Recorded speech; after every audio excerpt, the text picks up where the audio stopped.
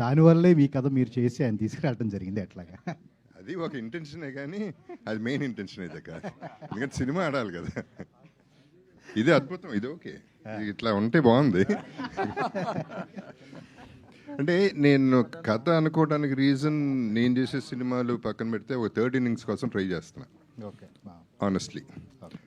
So ఇవాళ సినిమాలు మంచి సినిమాలు తీస్తుంటే ఆడవు. అంటే మంచి సినిమాలు అంటే ఇది మంచి సినిమానే in the sense like sober సినిమాలు, డ్రామాలు అట్లా కాకుండా ఒక థ్రిల్లరో లేకపోతే ఒక విపరీతమైన కామెడీయో ఏదో ఒక ఎలిమెంట్ సాలిడ్గా ఉండాలనేది ఫీల్ అయ్యి ఇలాంటి ఎలిమెంట్ అయితే బాగుంటుంది.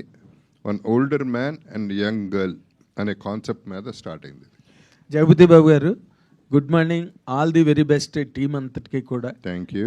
ఎందుకంటే మంచి వెటరన్స్ అందరూ ఉన్నారు ఈ సినిమాలో and you have your own separate specific following in the audiences and ఇంత మంచి కాంబినేషన్, మంచి హిట్ అయితే అందరినీ ముసలాళ్ళు అన్నాడు చూట.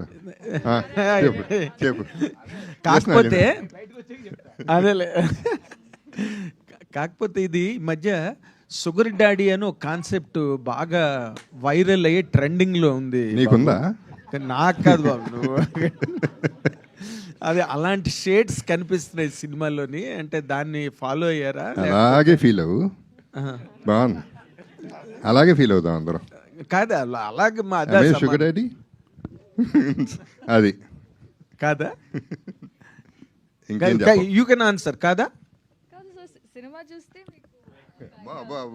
యూ కెన్ జస్టిస్ ఇన్ని మాట్లాడారు, అది ఒక్క మాట చెప్పడానిక? అందులోనే ఉంది అంతా, అందుకని అందులోనే ఉంది అంతా.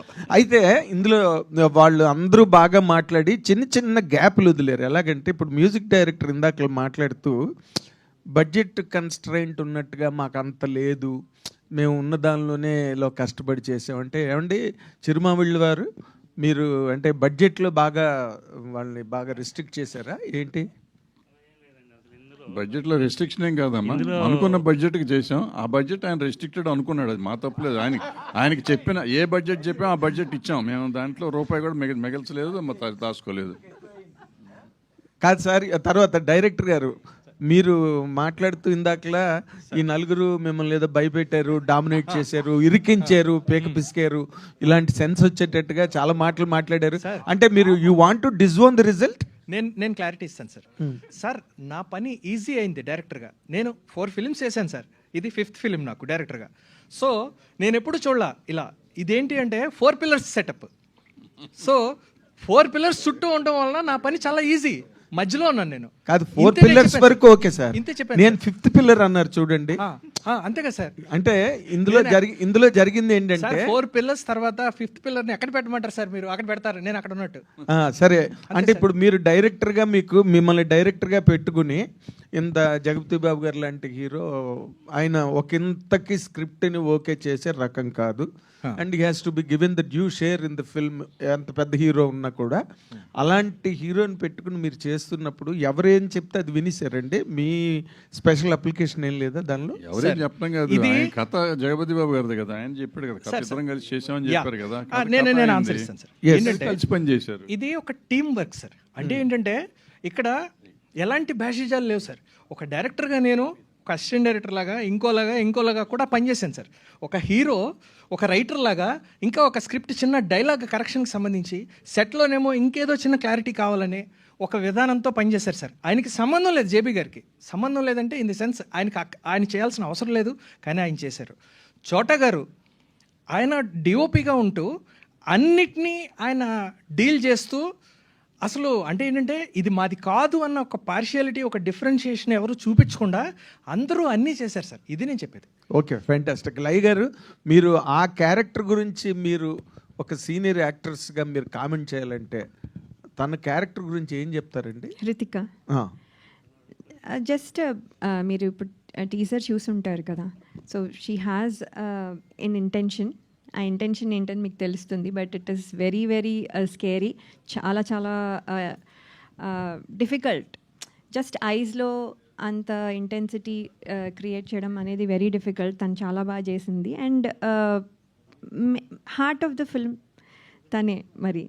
So she did it excellently. And ఇంతకంటే I don't want to tell more. Jagapathi Babu garu ఈ అంతేకాకుండా సినిమాకి ఆ అమ్మాయిని రక్కింది, గిల్లింది, కాళ్ళు తొక్కింది, చాలా చాలా అది భయంకరమైన off screen, off screen, torture పెట్టింది ఈ అమ్మాయిని.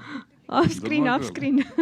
జగపతి బాబు గారు, ఇప్పుడు మీరు ఈ కథను మీరు చెప్పినప్పుడు మీకు ఎక్కడైనా ఒక ఇన్స్పిరేషన్ ఉన్నదా మీకు, లేకపోతే ఒరిజినల్గా మీరు ఏంటి హౌ డిడ్ ఇట్ జనరేట్ అండి?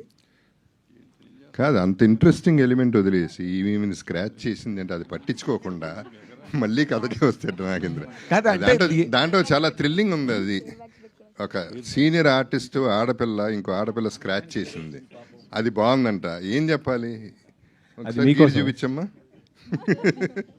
Okay, sorry. యా నాగేంద్ర, అది ఆనెస్ట్గా ఏంటంటే ఇప్పుడు ఎర్లియర్ కూడా విమెన్ ఉండేవారు ఫ్యాన్స్ కింద, లేడీస్ చాలామంది. ఇప్పుడు విలన్ అయిన తర్వాత యంగర్ లేడీస్, యంగర్ గర్ల్స్ కూడా ఫోన్లు చేయటాలు, కలవాలనుకోవటాలు ఇవన్నీ జరుగుతున్నాయి. సో దానికి కనెక్టెడ్గా ఒక సినిమా చేస్తే బాగుంటుంది అనిపించింది నాకు. అండ్ నాకు బ్రాండింగ్ ఇద్దరు ఆడాళ్ళు ఉంటే, ఇద్దరు హీరోయిన్స్ ఉంటే బాగుంటుంది అనేది ఉంది కాబట్టి ఆల్రెడీ దాన్ని మళ్ళీ ఫస్ట్ టైం ఇన్నేళ్ల తర్వాత క్యాష్ చేసుకుంటున్నాం. Very good, all the very best బాబు. అంటే ఈ సినిమా ఇది జెన్జీ బ్యాచ్ ఇప్పుడు ఉన్న దానికి కనెక్ట్ అవుతుందా సార్? అంటే ఆ అమ్మాయి క్యారెక్టర్ అలా ఆ విధంగా ఉంది. ఎంఐ జెన్జీ కదా, మరి ఆటోమేటిక్గా కనెక్ట్ అవుతుంది. జగత్ బాబు గారు, సార్ ఈ స్టోరీ అంటే అంటే though you might not have taken the inspiration directly, ఇది మీ వర్షన్ ఆఫ్ నిశ్శబ్ద్ అనుకోవచ్చా? సారీ, మీ వర్షన్ ఆఫ్ నిశ్శబ్ద్ అనుకోవచ్చా? ఇది అన్ని మిక్స్ ఉంటుందండి. It's a cocktail. అంటే they will be, it's not as straight as that. They will be twists. ఆ ట్విస్ట్సే కావాలి కదా సినిమాకి. So that is what I believed in. అందుకని అంటే ఇది ఇక్కడ ఒక చిన్న ఇది ఏంటంటే, డైలాగులు వాటిలో కూడా ప్రతిదీ కూడా బాగుండాలి, ప్రతి మాట గుచ్చుకోవాలి, ప్రతి దాంట్లో ఒక ట్విస్ట్ ఉండాలి, ఒక ఫీల్ ఉండాలి అనే దీని మీద అనుకున్నాం. And that's what we try to achieve అనమాట. అంటే ఆ టైంలో కూడా లైక్ నిశ్శబ్ద్ రిలీజ్ అయినప్పుడు కూడా it has some unconventional things. So ఇక్కడ is it being conventional or unconventional? It will be conventional mostly, little unconventional. కావాల్సినంత డోస్ అన్నీ ఉన్నాయి. సార్ భరద్వాజ్ గారు, సినిమా ఎప్పుడు రిలీజ్ సార్? ఈ సమ్మర్లో రిలీజ్ చేస్తారా? ఈ సమ్మర్ రిలీజ్ చేద్దాం. మే 14th అనుకుంటున్నాం. బట్ సెన్సార్ ఇవన్నీ ఉన్నాయి కదా, so depends on much on censor.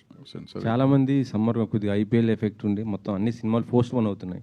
అందుకే పెద్ద పెద్ద సినిమాలు కూడా మనం రెడీగానే ఉన్నాం. సెన్సార్ అయితే ప్రాబ్లీ 14 అనుకుంటున్నాం.